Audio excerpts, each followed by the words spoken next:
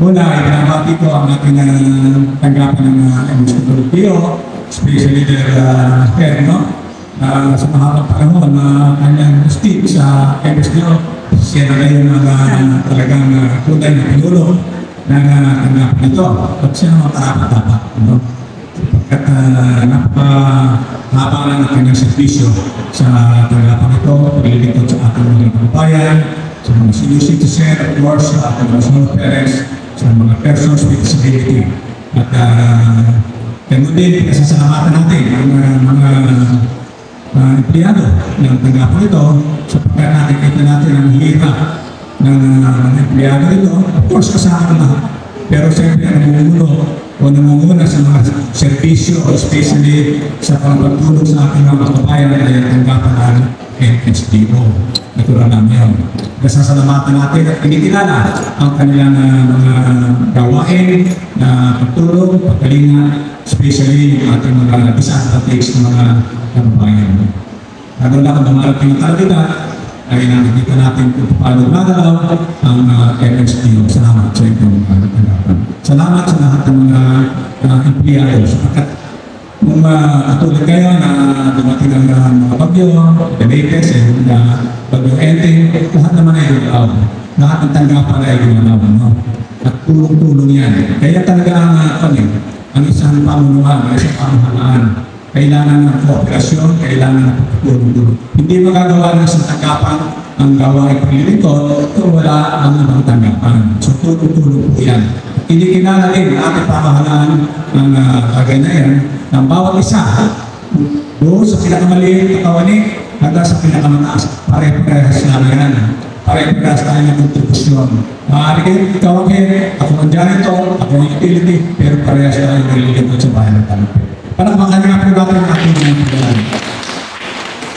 At siyempre po, yan po ay sa pag-uuna ng ating minamahal na alkalde, magkauna-unahan na alkalde, babae, dito sa ating bayan. At nakita natin kung paano ang determinasyon ng kanyang ginagawang pamamahala sa atin. Despite of all criticism na kanyang tinatanggap, ay hindi niya pinapansin ito at ang kanyang tinitingnan ay kung paano maisusunod ang ating bayan ng Talumpit. At yun naman ay nakita natin na we have only here as elected officers na more than 2 years, di ba? More than 2 years na. Or 2 years na. Pero nakita natin ang malaking pagbabago dito sa ating bayan. Tulad kahapon ay binuksan natin ang soft opening ng ating palengke. Kung makikita mo yung palengke natin talagang masasabi na pinakamaganda palengke sa lalawigan ng Bulacan. No? At hari nawa, with the help of the Talumpiteños ay mamuna tayo sa pagtangkilik sa palengke ito. No?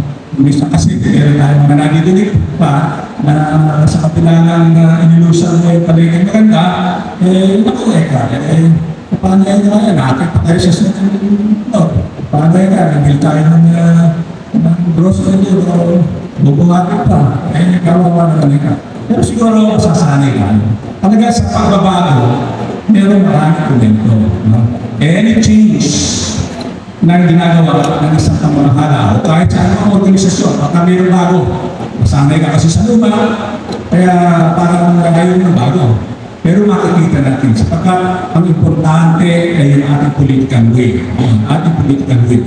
At naniniwala ako na kasalukuyan, pamamahala ay mayroong political will. Nabanggit sa atin yung report, nakita naman natin na for the first time, I've been here for so many years. 4 na dekada na ako dito.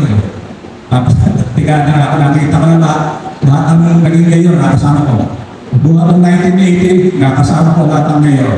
Pero lahat ang galing ng ngayon, lahat ang lingkod sa ating bayan. Pero this time, napakabilis ng aksyon at ating ngayon.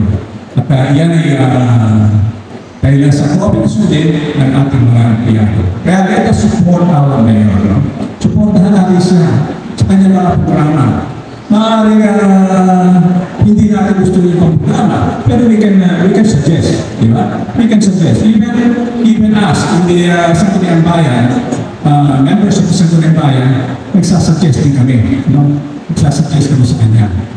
Kung gusto pakinggan, pagka tayo, ang intention natin, lahat tayo, ang intention natin makatulong sa ating alkalde. Diba?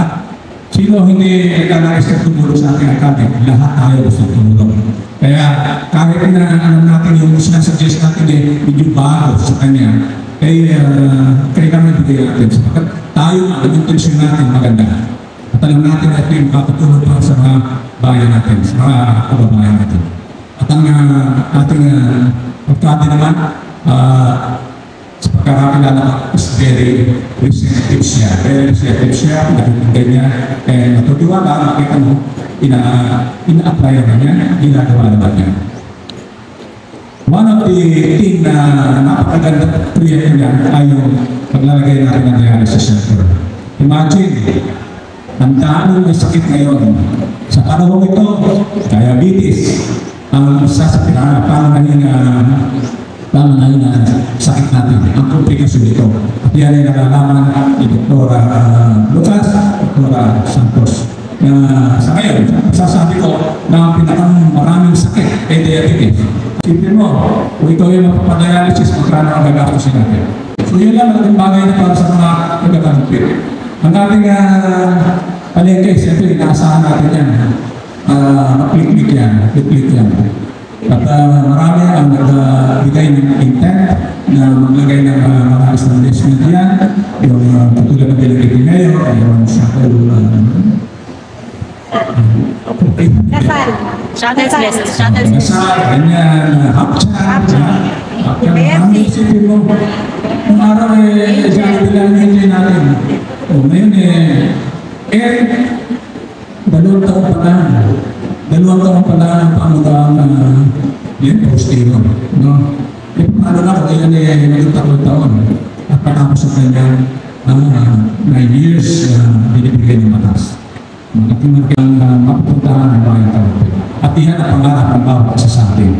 Ang muling mabuhay, muling glory at tapas ng Tarupe. Sinasabi ko glory at tapas. Pagka nabanggit ko nga kahapon na ang palengke natin ay isa sa pinakamalaking palengke, pinakamagod na palengke sa buong Pilipinas.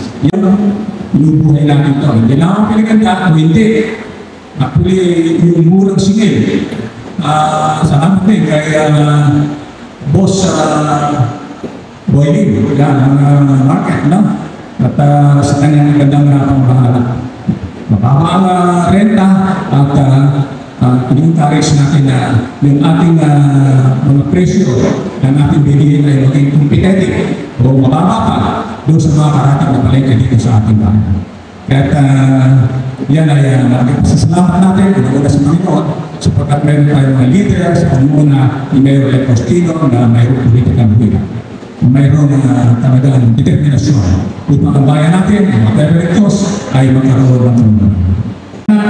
Sa kabila ng pagpaka, sa kabila ng high-tech, sa kabila ng mga kalimitan na ating tinatanggap, ay patuloy tayo nagkakaisa. At yan ang kinakailangan natin. Cooperation, tulungan tayo, coordination, upang ang talagpit ay nakita natin umangat, umulan. Sulong ka ng Piteyo, mabuhay ang bayan ng talagpit. Magandang umaga sa inyo.